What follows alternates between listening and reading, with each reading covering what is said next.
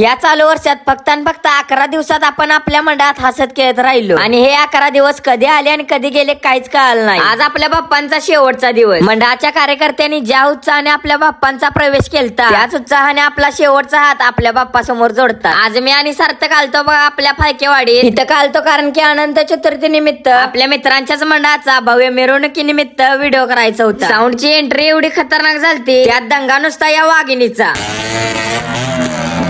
सगळ्या गल्लीतनं फिरवून मंडपाशी साऊंड आणला आणि सगळी आवरावरी चालू केली. सगळं शूट कव्हर करत असताना म्हणलं जरा चहाचा एक घोट घ्यायचा. एकाच मिनिटात चहा पेला, सगळं शूट कव्हर केलं, म्हणलं आता निघायचं. घराकडे आलो आणि आपल्या घरातला गणपती बाप्पा पण विसर्जन करायचं होता. गण्याला सोबतीला घेतला. पुढे चरण दादा आद्या ही तिघ जण थांबलेली. अशी सगळेजण मिळून मिसळून आपल्या घरगुती बाप्पांचं विसर्जन करायला जाणार होतो. पुढल्या वर्षी गणपती बाप्पा.